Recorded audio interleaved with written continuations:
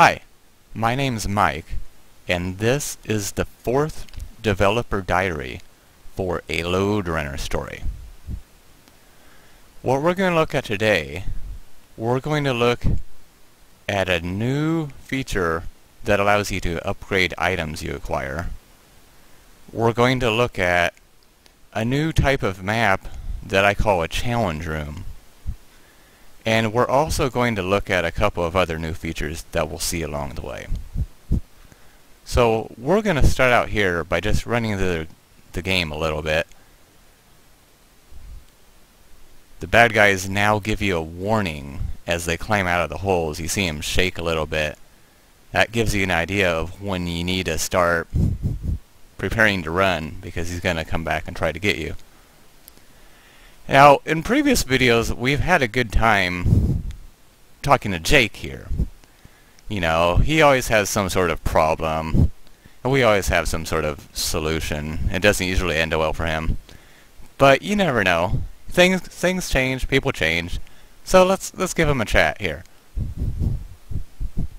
That's right, he hasn't seen us in a while, because it's been a little while since we did one of these videos. But we're back. And no, we haven't had the best of relationships. I've blown him up a lot of times. You know. So, he thinks that if he gives us an item, maybe I won't blow him up. And I think that's fair enough. So, what we're going to do, we're going to say yes, we won't blow him up. And you'll notice how you'll get a confirmation here. Well, after he, buys into our lies. He's going to give us item. And you see in the corner, we've gotten a new item. So we're going to go into our inventory here and look at it. And sure enough, he's given us this peace offering that makes enemies stay stuck in their traps a little longer. This is the main idea of the items in the game. All of the items will have these properties that add little, what do you call them, perks in a way. Just little bonuses in a variety of categories. So this one happens to stick enemies in their traps for a couple of seconds longer. Now maybe we look at that and we say, gee Jake, thanks a lot for the 0.2 seconds that an enemy will stay us up in their track. Some items, a lot of items, at their base level, you might look at it and say, yeah, I don't know if I care about that one. So, what you can do then, that can help make an item look better to you, is you can upgrade the item. Every item will allow you an option of at least 2 different upgrades that you can select one upgrade from. This is a big theme in the game that I've been kind of, pushing a little bit. The theme of choice and decision, player control. I want, as much as I possibly can, I want you, as you are playing through the game, I want you to be impacting the game, making the decisions, deciding how the story is going to unfold, how the game is going to play. This is just a small example of that, where you'll get an item, and instead of completely mapping out what the item does beforehand, like I do to an extent, I say this item 0.2 seconds, but there's still, the upgrade system allows me to give you a little bit of a creative freedom over it. So you have 2 upgrades here. One makes it so that bad guys can no longer pick up gold. So when you put this item on, the bad guys won't ever pick up the gold when they touch it, which obviously could be useful. It costs 500 gold. Now this is all hypothetical, but you can imagine this upgrade would probably cost a lot of money. And also, what I really, really like about it, in any other Lode Runner game, I don't want to say there's not a point in picking up the gold. The point is to beat the level, obviously. But you never, at least in any of the Lode Runners I played, you never do anything with the gold. You don't buy anything. You don't pay anyone off. So in a way, it does have a very little point aside from progressing into the game, obviously. So this gives it more of a point, is my point. Alright, so that's one upgrade. And the other upgrade, now this is a good one. This one, you thought 0.2 seconds was useless. This one's going to make enemies stay trapped for 8.5 seconds, which is pretty much guaranteed death for them, because the holes don't last 8.5 seconds. And it only costs 50 gold, because this is a demo. Why not? So we're going to, you know, wonder, do we want it? And it makes sure to confirm here. It confirms you don't accidentally waste 500 gold because you hit the wrong key. Oh, whoops. And so we're going to say, you know, let's think about it a little bit. We're going to go back. We'll put it on, but we're not going to upgrade it yet because we want to save our gold. Frugal. So let's get back to the game here. Another thing I may or may not have shown before, but it has changed recently, is the shopping experience. It has changed a little bit. So we're going to talk to Samuel, the shopkeeper here. When you start a conversation with a shopkeeper, the appearance of the dialogue is slightly different, which is an immediate clue. See, we'll say goodbye. We go down here to talk to Jake, and you see it aligns at the top of the screen, takes the whole screen. That's an indication that you're talking just to a run-of-the-mill, non-playable character. Sometimes there'll be an option for a response, sometimes there won't be. When you come up here and talk to Samuel, it looks different. It's squished over, it's on the side. It's an immediate giveaway that something is different. You're talking to a shopkeeper. You know, I'm just trying to establish a visual consistency to how the interface works so that you are never confused about what you're doing at all times in the game. So now the interesting thing here though is that this is the same exact kind of conversation as we had with Jake down there. It's the same programming code that powers this. It just looks different. But when we shop, it actually transports to a completely different menu object, which, as you can see, lists a variety of items. When you first shop with an NPC, with a shopkeeper of any sort, he will check the game, the world. He will check all the items, and there may be 100 or 200, I don't know. But there's some amount of items he will pick from randomly, and he will pick, in this case, 3 of them. And as you play through the game, you will meet shopkeepers of different qualities, you would say. Samuel here is selling a lot of low-grade items. So, by definition, his shop has low-quality items. So when he's picking from items, he can't pick from the good ones. You would have to go find a different shopkeeper. So we're looking at his items here, and we look, you know, I don't know, they look average. So, you know, how long has he been doing this? He must be new, you know. He's got lousy items. No, he's been doing this for 20 or 30 years. So we're going to call him out and say, he's not really carrying what we want to buy. And now the truth comes out. He has some more exotic items, but he's shy, and he doesn't want to sell them when there's witnesses around. Yeah, I know what you mean, Sammy. Now, I know, we made a promise to Jake. Well, we promised him, here's what we promised him. We promised him no more bombs, and I'm gonna hold true to my promise. No more bombs, Jake. No more bombs. Oh, I'm sorry. You look like you're in a bit of trouble there. Should I save? Oh, no, I told him I wouldn't do that. Oh, no! Well, you know, it's not like I'm a liar here. I told him I wouldn't blow him up anymore. Alright. And now, again, I've gone over in the past how I want everything, or, you know, as much as possible in the game to have consequences. So, we killed Jake down there. Is there a consequence waiting us? Well, when we talk to Samuel, there certainly is. That's right. I got rid of him. And he must have some better stuff now, so let's shop. And sure enough, his inventory, it has expanded. And you can see down here, he has some more pricey, but more quality items, such as something that increases the power of your bombs, something that makes enemies take longer to come back if you kill them with bombs. Unfortunately, we don't have enough money for those.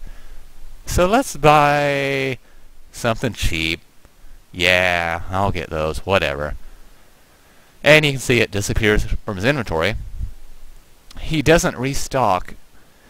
At some point, if you buy most of his items, he will begin to restock items to a certain extent. It's all defined in the level file in the same way that he has a definition as to the quality of items he can carry. He'll also have a definition for how many times he can restock. So if you buy almost everything in his inventory, he may restock up to 2 different times. And then if you continue forward and buy all of that stuff as well, then he will run out of items. He will run out and he will simply say, I've got nothing to sell. That is simply to make sure that you can't talk to one NPC and buy half the stuff in the game and, you know, sit there. I mean, it shouldn't be possible anyway, because everything will cost money. You know, it's kind of an economy of sorts. It really shouldn't be possible. But I suppose just as it just seems like a logical thing to do, I suppose. So we've talked to Jake. No, we didn't blow Jake up. We dug a hole for him. We dug a grave for him. Oh. We talked to Samuel the shopkeeper. We got an item. So what we're gonna do now is we're gonna get past this bad guy without dying. I sure hope. Oh, and look, he stayed stuck a little longer, or I don't know. No, yeah, he did, just a little longer. Trust me, trust me. All right. So we're going to talk to Jake's mommy here, Megan, and she's really distraught. We keep blowing... No, we didn't blow him up, but we keep doing bad things to him. She's got a point. So she's going to open the gate and hope for the best, and I don't know what that's going to get her. But, alright. So what we're going to do now is I'm going to show you a new feature of the game that I haven't shown before at all. It's similar to the puzzle rooms I showed in a previous developer diary, except in this case, I called it a challenge room. So let's take a step inside. The difference between a puzzle room and a challenge room is similar to a puzzle room in the way that it is a completely self-contained isolated level or small set of levels that don't directly relate to the overworld. It's kind of like a bonus room, is exactly what it's kind of like. The difference here in this challenge room is that it's focused on action and waves, as I call them. A challenge room will consist of some arbitrary number of waves, perhaps 3, 5, I don't know. Each wave will set up a specific set of goals that you must complete. In this case, the goal on its surface is to collect 3 bars of gold while avoiding the enemies. That sounds pretty straightforward, and that would be a pretty common early challenge room. Collect 3 bars of gold, 5 bars of gold. However, I can set a pretty wide variety of parameters in addition, in conjunction, and coordination. So in this wave, you must collect 3 bars of gold.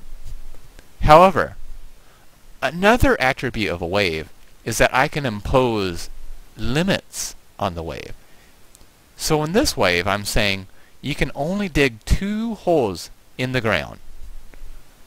we'll see what happens if you exceed the limit. You'll fail as I begin the game. One more note is that whenever I touch a piece of gold, and I must collect 3, a new enemy will spawn. And of course, you get infinite retries.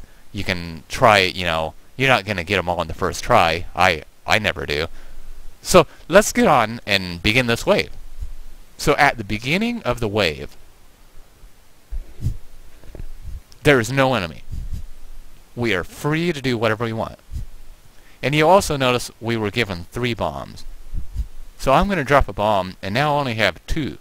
You can see towards the bottom it's showing 2 out of 3 bombs.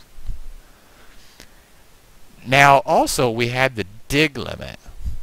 We're only allowed to dig 2 holes. And you might ask, or what? You can see as I dig 1 hole, I have now reached 1 out of 2 on my dig limit. I will dig 1 more hole, and now I am at the limit. At this point, if I were to dig 1 more, I would fail, and I would have to restart the game, the wave. We're going to skip that part. We're going to touch a piece of gold, and here comes an enemy. Now I can't dig a hole for him anymore, because I'm out of digs. If I dig another one, I fail. So I'm going to collect another gold. Another enemy shows up. Now to complete the game, the wave, I will pick up the last gold. The enemies sail along. Goodbye. And now we're prepared for wave 2. Each wave can have completely different goals. Now, a lot of challenge rooms might try to keep the waves somewhat similar, just to keep things a little bit consistent. But for the purposes of demo, if nothing else, this wave is completely different. Another thing a wave can do is set a time limit. In this case, your goal is to simply collect 1 bar of gold, which sounds pretty darn easy. And you have unlimited bombs. However, you have to collect it within a 20-second time limit.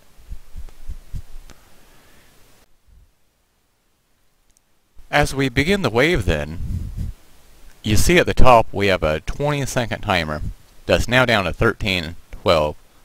As it falls under 10 seconds, it turns red, just to give you a warning, like, look how your time is almost up. So we're going to grab the gold, and you can see now that we're ready for wave 3. Now, like I said before about this being a demo type of thing, I configured wave 3 such that you cannot win.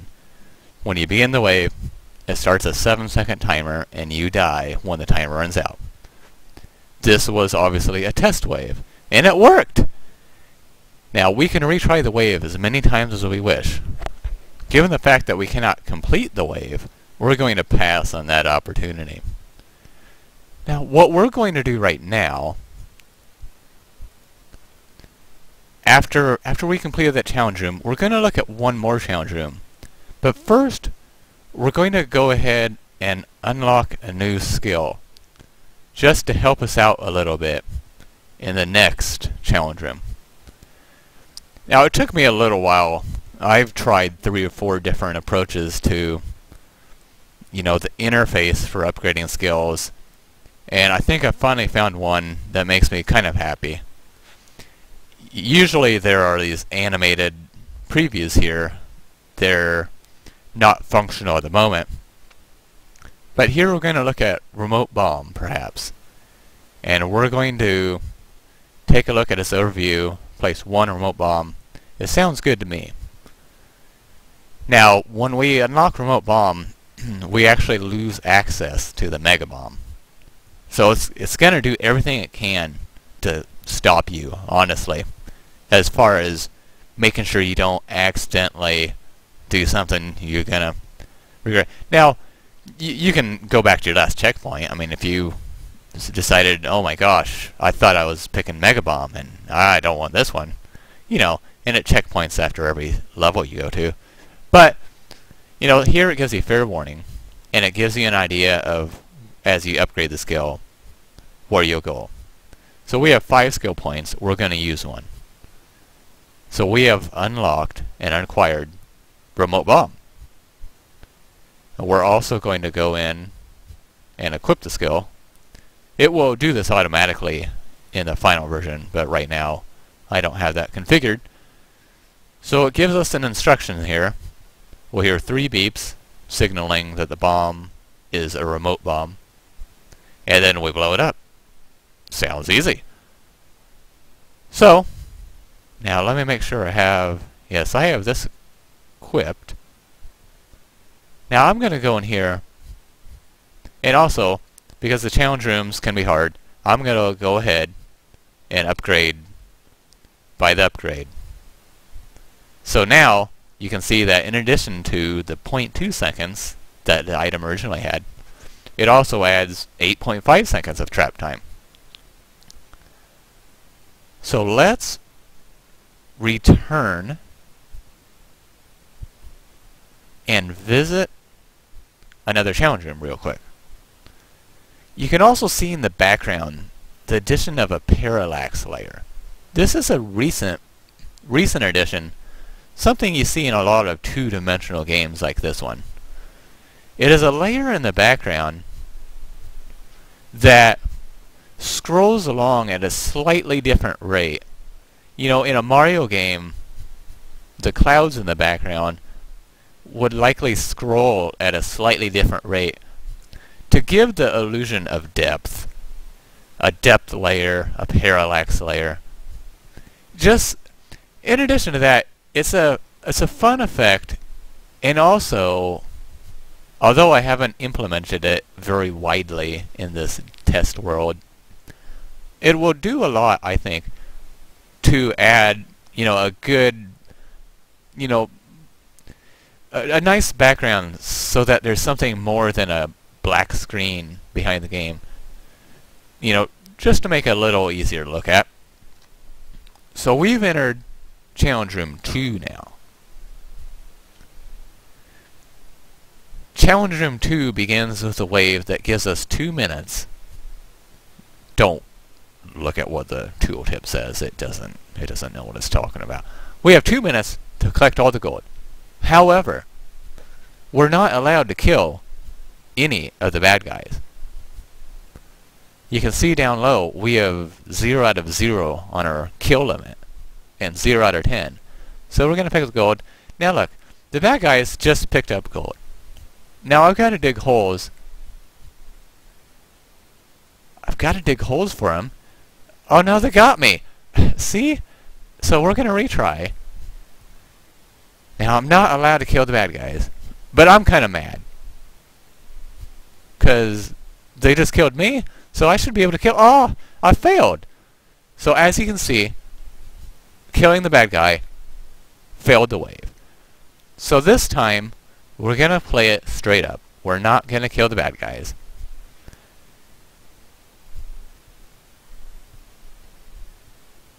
We're going to go through, and we're going to try to collect all the gold within 2 minutes. Which is going to be hard, because I'm going to end up killing another bad guy, because I didn't, I failed. I killed a bad guy and I failed the wave. Alright, let's try this one more time. It's harder because they stay stuck in their holes forever and ever. Ordinarily, you would probably remove this special item in this scenario, because it makes it needlessly difficult. But we're going to get this. I'm determined. Some of these are hard to get. Now you look at the bottom and you can see it's showing us how much gold we've collected along the way. 4 out of 5 out of 10. We've almost got it all. Alright, we got 8. Alright, I'll have time. I can put him in the hole. I just have to make sure he doesn't die. So finally, we've completed the first wave. As we go to wave 2, we'll get into seeing how fine-tuned the parameters can possibly be. In this case, we have to destroy 2 enemies. One of them we have to destroy by trapping him in the ground, and the other one we have to destroy with a bomb. Any other method of destroying the enemies doesn't count. And if we kill 10 enemies with a bomb, it doesn't really mean much. It only means that we satisfied that one bomb kill. We still must dig an enemy. So let's begin the wave. And here come a couple bad guys. And let's put them... Oh boy. Alright, I have a confession to make. Right now, when you retry the wave, you start from scratch. So let's try this one more time. I will grab all the gold. I have sadly become very good at this wave because I have to try it over and over to test these challenge rooms. So, now we're back on wave 2. Now we're going to try not to die this. Now, as we begin wave 2, we're going to see how the requirements can start to become somewhat specific.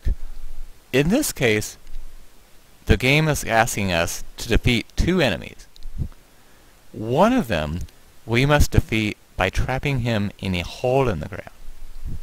The other one we must defeat by blowing him up with a bomb. If we blow 2 enemies up with a bomb, that's not good enough. If we blow 100 enemies up with a bomb, that's also not good enough. We must defeat 1 with a bomb and 1 by trapping him in the ground. And any other fashion of defeating an enemy won't mean anything. So we're going to begin the wave here, and the enemies are going to come on in. Now this guy over here, we're just going to force to be stuck in a trap, and the other one blew up with a bomb. So we completed that wave, finally. Now, as we begin wave 3, we're going to enter basically a survival wave. We're not allowed to dig holes in the ground. We have 60 seconds. You're also going to notice as the wave begins, the level is going to start exploding. Certain areas of the level are going to essentially disappear. You'll see this most notably at the bottom of the level. It's going to really start blowing up. And the bad guys got me pretty fast there. So you can see how the challenge rooms work, definitely. Now we're going to come back to the overworld here. And that concludes the new items I wanted to go over in this developer diary. We took a look at how you can upgrade items. Upgrading items allows you to, at the same time, increase the power and usefulness of an item, while at the same time employing a measure of personal creative freedom over how the item works. You are given at least 2 options, and you select an upgrade of your own choosing that alters the item in some way. We also looked, of course, at the challenge rooms and how the wave system, allows each challenge room to have its own distinct flavor, even as it goes from one wave to the next. We looked at how there can be certain allotments. You can dig 5 times. You can dig as many times as you want. 5 bombs, unlimited bombs. We could look at how there can be requirements. Collect all of the gold, collect 3 gold, kill an enemy in this way, in that way. We looked at how there could be limits, complete a wave without killing an enemy, without picking up gold, without digging more than 5 holes.